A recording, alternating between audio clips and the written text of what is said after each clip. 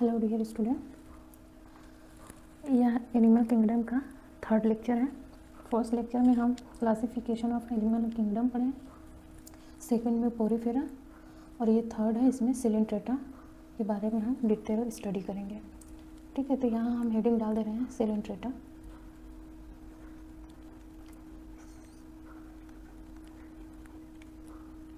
Sorry,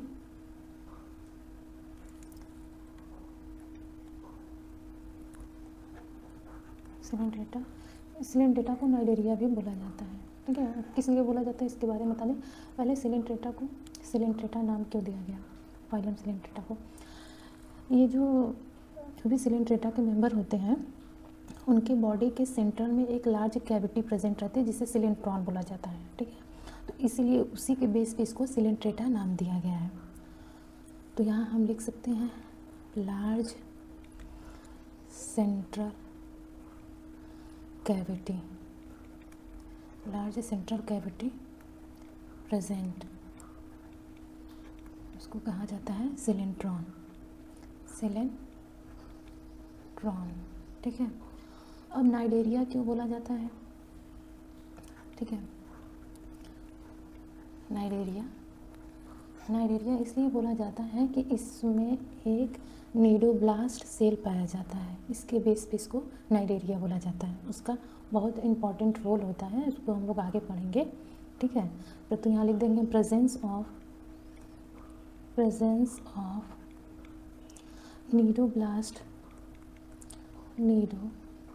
cnidoblast cell. ठीक है, called Cnidaria. ठीक है, इतना समझ में आ गया। अब इसके एक एक पॉइंट के बारे में हम लोग पढ़ेंगे। तो यहाँ पे हमारा पहला हेडिंग हो जाएगा, पहली हेडिंग के बारे में पहला हेडिंग हम यहाँ डाल दे रहे हैं हैबिटेट, जैसे कि आगे हम लोग पढ़े हैं सभी में हैबिटेट। ठीक है, तो इसका हैबिटेट का मीन्स ये होता है कि कहाँ रहता है। ठीक है, तो यूजुअली जो सिलेंट्रेटा के मेंबर होते हैं वो मरीन होते हैं। तो यहाँ लिख सकते हैं हम यूजुअली मरीन। ठीक है, few fresh water. For example के लिए हम यहाँ लिख देंगे एग्जांपल हाइड्रा। ठीक है, जो हाइड्रा होते हैं वो फ्रेश वाटर होता है। अब सेकंड हमारा हो जाएगा हैबिट। ये तो हैबिटेट हो गया, अब ये हैबिट, इसका हैबिट क्या है। ठीक है, तो ये क्या होते हैं, फ्री स्विमिंग होते हैं, फ्री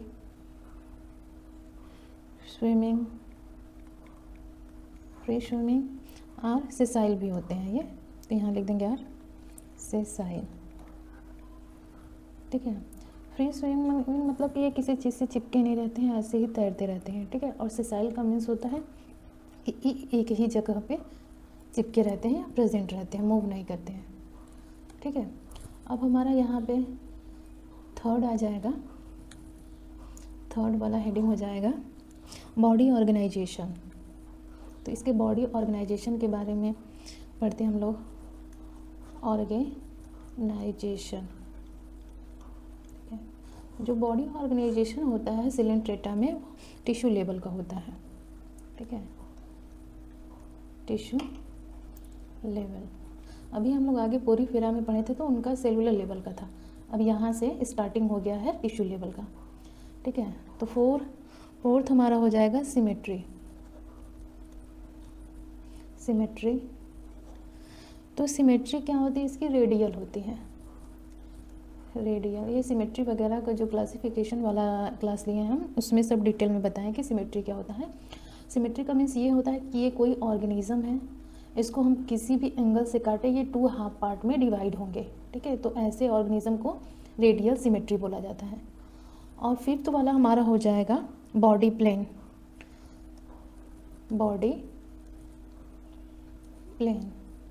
तो जो बॉडी प्लेन है इसमें हम देखेंगे जो सिलेंट्रेटा के मेंबर होते हैं उनकी ब्लाइंड शेक होते हैं। ठीक है, ब्लाइंड शेक का मीन्स ये होता है कि कोई ऑर्गेनिज्म है ठीक है। उसकी बॉडी में एक ही पोर पाया जाता है, यहीं से फूड इंटर करेगा और यहीं से भी बाहर निकलेगा, तो ये ब्लाइंड शैक हुआ, ठीक है, कोई अदर पोर नहीं पाया जाता। और 6 वाला अगर हम देखें तो वो हो जाएगा जर्म लेयर। जर्म लेयर, तो जर्म लेयर के बेसिस पे इसको डिप्लोब्लास्टिक बोला जाता है।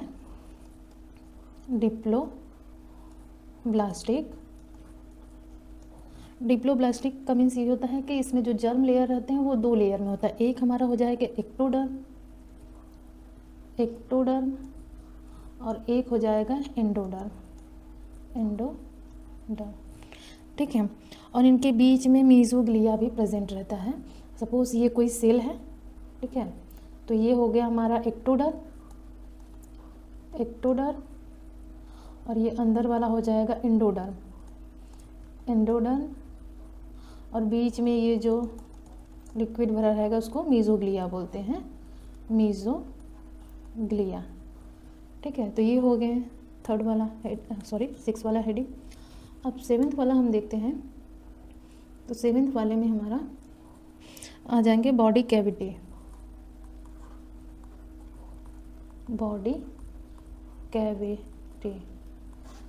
तो सिलेंट्रेटा के जो मेंबर होते हैं उनकी बॉडी कैविटी एसिलोमेट होता है, ठीक है। मीन्स ये हुआ कि उसमें बॉडी कैविटी प्रेजेंट ही नहीं होता है, अब्सेंट होता है, तो उसको बोलते हैं एसिलोमेट, ठीक है।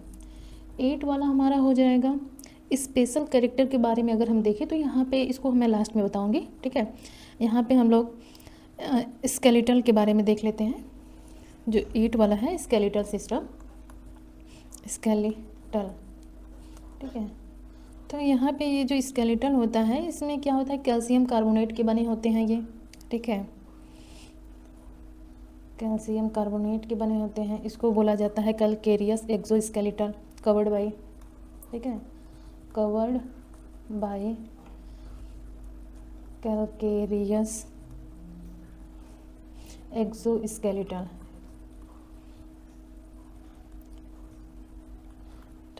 ठीक है। तो ये हो गया इसका स्केलेटन। और अगर इसके डाइजेशन के बारे में बात करें तो यहाँ पे हमारा 9th हेडिंग हो जाएगा डाइजेशन। इसमें डाइजेशन किस टाइप का पाया जाता है, तो इसमें जो भी सिलेंट्रेटा के मेंबर होते हैं उनमें digestion intracellular and extra cellular both present होते हैं। तो यहाँ हम लिख दें एक्स्ट्रा सेलुलर एंड इंट्रासेलुलर, ये दोनों टाइप के पाए जाते हैं इनमें डाइजेशन। अगर हम यहाँ पे डायग्राम के थ्रू बताएं तो ये कोई सपोज ये कोई ऑर्गेनिज्म है, सिलेंट्रेटा के कोई मेंबर है, यहाँ पे ये इनकी बॉडी स्ट्रक्चर बना दे रहे हैं हम, ये सब टेंटिकल प्रेजेंट होते हैं, तो वैसा डायग्राम, ठीक है। अब बीच में ये माउथ होता है, ठीक है। तो यहाँ पे हम ये एक सेल बना रहे हैं, ठीक है। तो ये हमारा हो जाएगा एक्टोडर्म हो जाएगा ये हमारा, ठीक है, एक्टोडर्म। और ये वाला अंदर वाला हो जाएगा मेसोडर्म, मेसो नहीं, वेट थोड़ा सा मिस्टेक हो गया है, ठीक है। बाहर वाला एक्टोडर्म हो जाएगा, ये अंदर वाला एंडोडर्म और बीच में यहाँ पे कैविटी पाई जाती है, सेंट्रल में एक कैविटी पाई जाती है जिसको सिलेंट्रॉन बोलते हैं, ठीक है। ये हो जाएगा हमारा सिलेंट्रॉन, ठीक है। तो यही जो सिलेंट्रॉन होता है यही डाइजेशन में काफ़ी हेल्प करता है, ठीक है। जैसे कि कोई फूड पार्टिकल यहाँ से इंटर किया तो ये यहाँ पे आएंगे, तो ये सिलेंट्रॉन का काम रहता है इसको डाइजेस्ट करने का। इसी सिलेंट्रॉन को एक और नाम दिया जाता है गैस्ट्रोवेस्कुलर कैविटी, ठीक है। यहाँ लिख दे रहे हैं हम गैस्ट्रोवेस्कुलर कैविटी भी इसको बोला जाता है, ठीक है। तो ये हो गया इसका। इसमें क्या करते हैं, ये जो सिलेंट्रॉन रहते हैं जो भी फूड पार्टिकल आता है उनको छोटे छोटे पार्टी में तोड़ने का काम करते हैं और इसको डिस्ट्रीब्यूट भी करते हैं, ठीक है, डिफरेंट पार्ट पे। तो ये हो गया डाइजेशन। अब डाइजेशन के बाद हम इसके बॉडी फॉर्म के बारे में देखते हैं, ठीक है। 9th हो गया था, 10th वाला हो जाएगा बॉडी फॉर्म। इनकी बॉडी कैसी है, बॉडी फॉर्म बॉडी फॉर्म। तो इनकी बॉडी फॉर्म के बारे में देखें तो इसमें 2 टाइप के बॉडी फॉर्म होते हैं, ठीक है। एक तो हो जाएगा पॉलिप और एक मेड्यूसा, ठीक है। 2 हो जाएंगे पॉलिप और medusa, polyp and medusa, sorry यहाँ पे जाएगा मेड्यूसा। ये 2 फॉर्म में पाया जाता है। तो यहाँ पे हम थोड़ा सा डायग्राम के थ्रू बता दे रहे हैं। ये कोई ऑर्गेनिज्म है, ठीक है। ऑर्गेनिज्म क्या है, हम हाइड्रा की स्ट्रक्चर बना दे रहे हैं, ठीक है। तो ये हो गया, यहाँ पे ये बेस होते हैं, ठीक है, इसी से चिपके रहते हैं। ये हो गया हमारा पॉलिप, पॉलिप, और यहाँ पे हम एक मेडूसा का स्ट्रक्चर बना रहे हैं। ये हो गया मेड्यूसा, ठीक है, मेड्यूसा ये हो गया।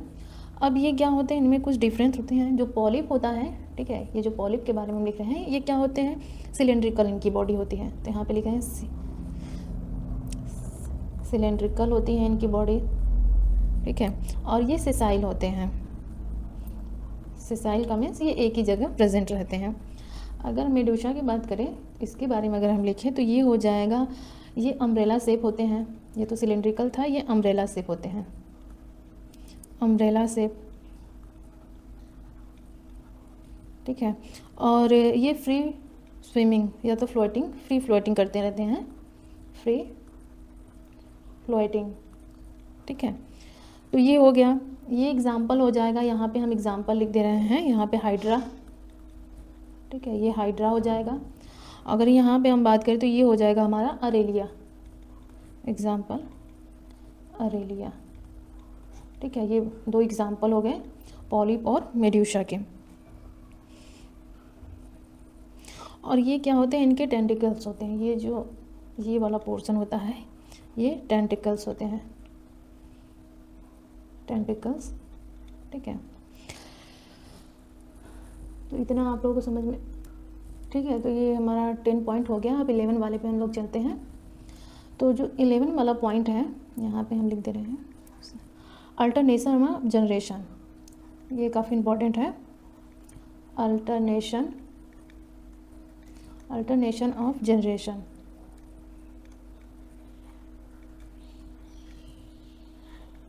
ठीक है। अब ये जो अल्टरनेशन ऑफ जनरेशन होता है, इसमें हम कुछ डायग्राम के थ्रू बताएंगे आप लोगों को। जैसे कि यहाँ पे पॉलिप लिख दे रहे हैं हम, पॉलिप, और यहाँ पे मेड्यूसा, मेड्यूसा, ठीक है। इसमें क्या होता है,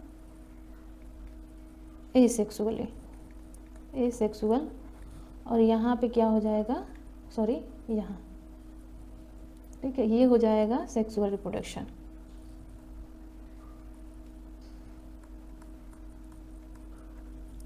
ठीक है। तो यहाँ पे जब पॉलिप से मेड्यूसा का फॉर्मेशन होगा तो वो एसेक्सुअल रिप्रोडक्शन जब होगा तभी ये पॉलिप से मेड्यूसा का फॉर्म होगा। लेकिन मेड्यूसा से जब पॉलिप का फॉर्मेशन होगा तो सेक्सुअल रिप्रोडक्शन के थ्रू ये होता रहता है, ठीक है। और इस प्रोसेस को हम बोलते हैं मेटाजेनेसिस। दिस प्रोसेस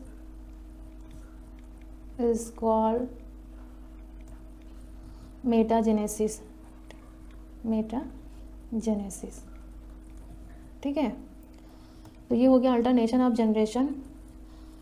अब यहाँ पे हमारा 12th वाला जो पॉइंट रहेगा, इसमें हम डाल रहे हैं रिप्रोडक्शन, ठीक है। अब इसमें रिप्रोडक्शन कैसा होता है, रिप्रोडक्शन, ठीक है। तो इसमें जो रिप्रोडक्शन होगा वो 2 टाइप का होता है। एक तो हो जाएगा एसेक्सुअल, दूसरा हो जाएगा सेक्सुअल, ठीक है। इसमें 2 टाइप के हो जाएंगे, एसेक्सुअल और यहाँ पे सेक्सुअल।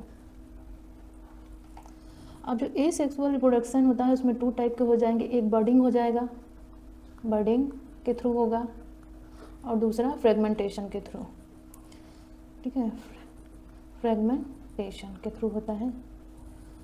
अब यहाँ पे बर्डिंग का मिस होता है, वही कोई ऑर्गेनिज्म है, उसके बॉडी के बाहर से कोई बर्ड निकल जाता है, न्यू बर्ड, तो उसी से न्यू ऑर्गेनिज्म का फॉर्मेशन हो जाता है। फ्रेगमेंटेशन का मतलब होता है किसी भी ऑर्गेनिज्म के जो भी सिलेंट्रेटा के मेंबर होते हैं, कोई भी पार्ट टूट के फ्रेगमेंट टूट जाता है तो उससे एक नया ऑर्गेनिज्म बन जाता है, तो वो फ्रेगमेंटेशन हो जाएगा, ठीक है। और सेक्सुअल रिप्रोडक्शन क्या होता है, इसमें एक्सटर्नल और इंटरनल दोनों पाया जाता है, ठीक है, external and internal, external and internal both reproduction पाया जाता है इसमें, ठीक है। अब एक्सटर्नल का मीन्स ये होता है कि जैसे कोई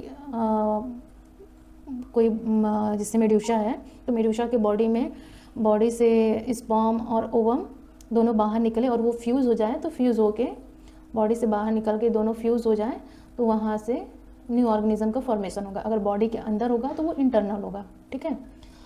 और हमारा यहाँ पे 13 नंबर का देखें तो यहाँ पे फर्टिलाइजेशन, तो वो इंटरनल होगा, ठीक है। अब डेवलपमेंट की बात करें, डेवलपमेंट, ठीक है, ये हो गया डेवलपमेंट। तो डेवलपमेंट हमारा इनडायरेक्ट होता है, ठीक है, यहाँ पे डेवलपमेंट इनडायरेक्ट होता है, इनडायरेक्ट थ्रू लार्वा स्टेजेस, ठीक है, लार्वा के थ्रू होता है। तो यहाँ पे कुछ लार्वा हैं जिसको हम एग्जांपल में बता दे हैं। तो यहाँ पे लार्वा ऑफ ओविलिया, लार्वा ओविलिया के लार्वा को बोला जाता है प्लेन्यूला, प्लेन्यूला। इससे क्वेश्चन भी बनता है, ये फ्री लिविंग होते हैं, फ्री लिविंग, ठीक है। अब दूसरा हो जाएगा लार्वा ऑफ अरेलिया, अरेलिया, ठीक है। तो अरेलिया में हो जाएगा इसके इफायरा,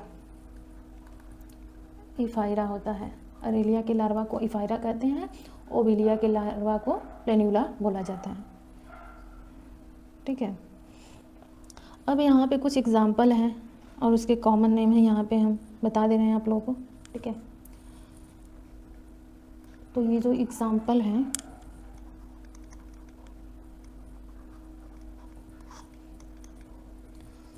तो यहाँ पे हाइड्रा हो जाएगा, हाइड्रा, ओविलिया,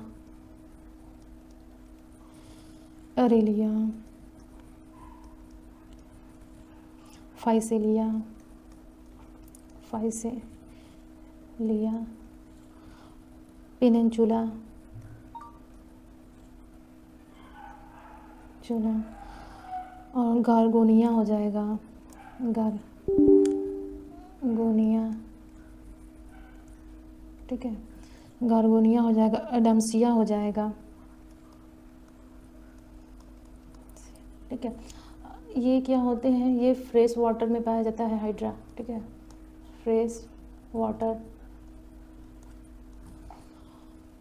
अब यहाँ पे जो अरेलिया रहता है उसका कॉमन नेम है जेली फिश, जेली फिश के नाम से भी जाना जाता है। फाइसेलिया के पुर्तगीज़ मैन ऑफ वॉर भी बोला जाता है, ठीक है, तो यहाँ लिख दे रहे हैं, ये इम्पॉर्टेंट है, पुर्तगीज़ मैन ऑफ वॉर भी बोला जाता है। और पेनिनसुला को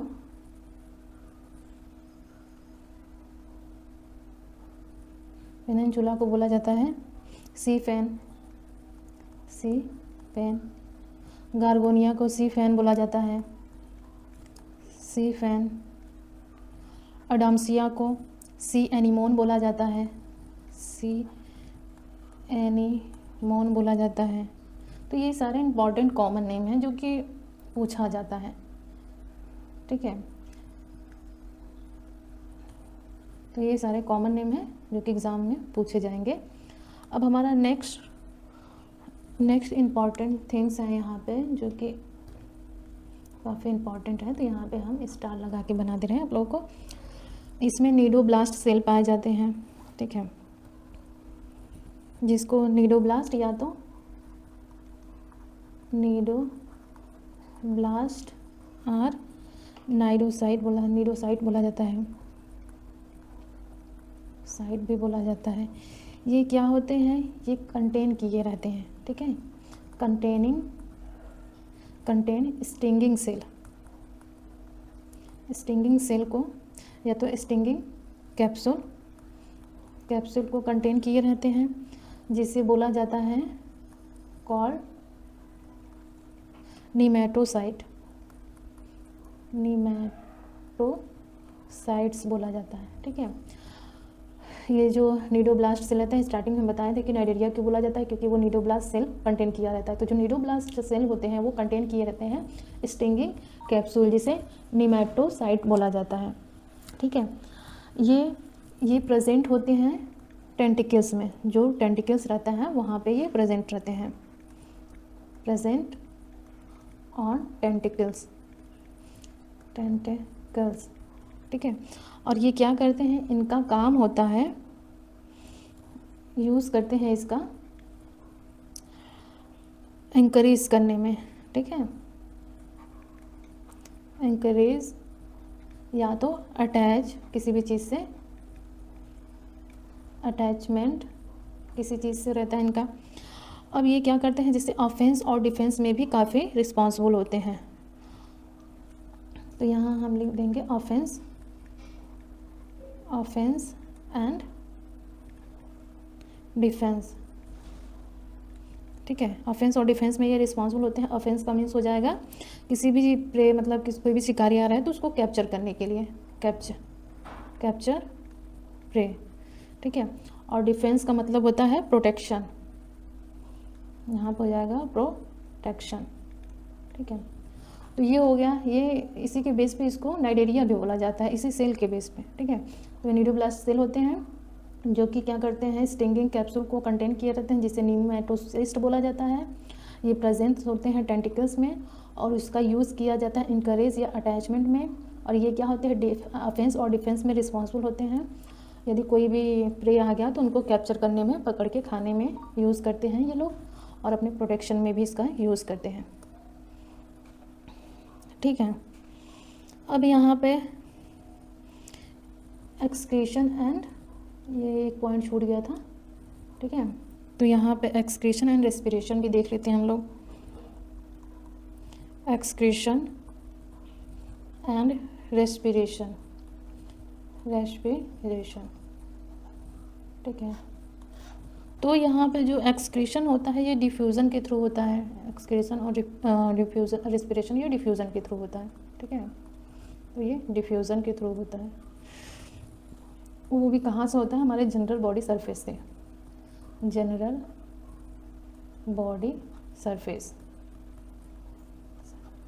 ठीक है, अब यहाँ पे एक्सक्रीटरी प्रोडक्ट क्या होते हैं, तो यहाँ पे एक्सक्रीटरी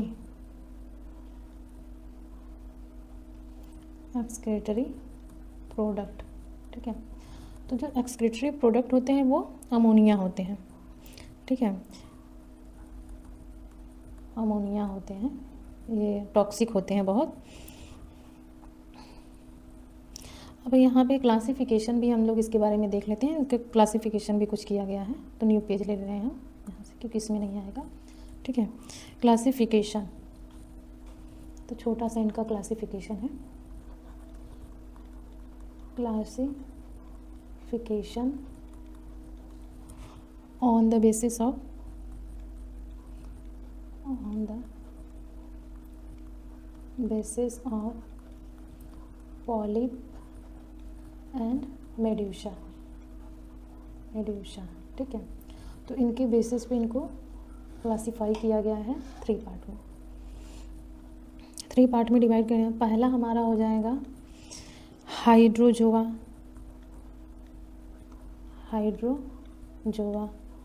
दूसरा हो जाएगा साइफोजोआ,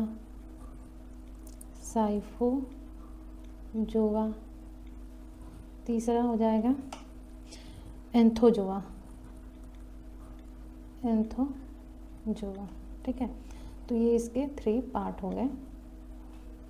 थोड़ा सा लाइन टेढ़ा चला गया। ठीक है, ये 3 पार्ट में इसको डिवाइड किया गया है, हाइड्रोजोआ, साइफोजोआ और एंथोजोआ। ठीक है, ये 3 पार्ट हो गए इनके। तो यहाँ पे हम हाइड्रोजोआ में देखें तो यहाँ पे कुछ पॉइंट, जैसे polyp and Medusa after so metagenesis, ठीक है। जो पॉलिप होते हैं, polyp and medusa after so metagenesis,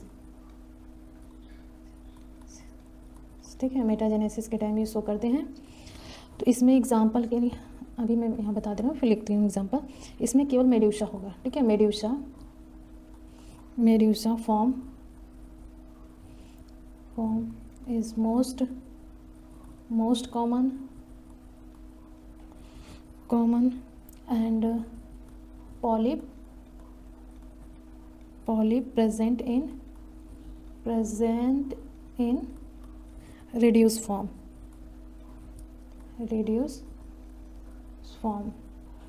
ठीक है। अब यहाँ पे एंथोजोआ देखें, पॉलिप फॉर्म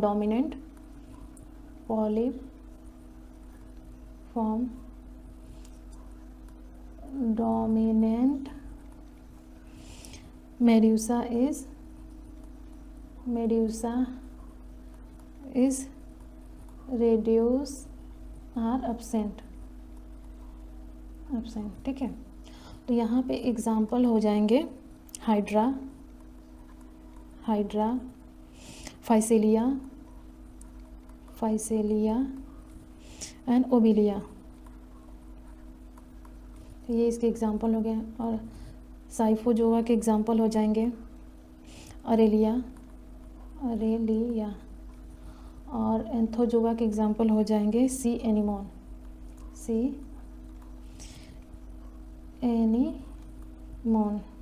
ठीक है। तो इसमें क्या, हाइड्रोजोआ में क्या होता है, पॉलिप और मेड्यूसा दोनों पाए जाते हैं और ये दिखते हैं मेटाजेनेसिस के थ्रू, ठीक है। और साइफोजोआ में क्या होता है, मेड्यूसा ज़्यादा पाया जाता है और पॉलिप जो होता है ये रिड्यूस फॉर्म में होता है, थोड़ा बहुत दिखता है, ठीक है। अगर एंथोजोआ में बात करें तो यहाँ पे पॉलिप डोमिनेंट होता है, ये ज़्यादा दिखता है पॉलिप, और जो मेड्यूसा होता है वो रिड्यूस फॉर्म में पाया जाता है, ठीक है। तो ये हो गया ओवरऑल सिलेंट्रेटा, ठीक है। अब नेक्स्ट वीडियो हमारा रहेगा टिनोफोरा का। तो आप लोगों को ये पसंद आए तो लाइक करिए, शेयर कीजिए एंड सब्सक्राइब करिए। नेक्स्ट वीडियो टिनोफोरा का हम लाएंगे।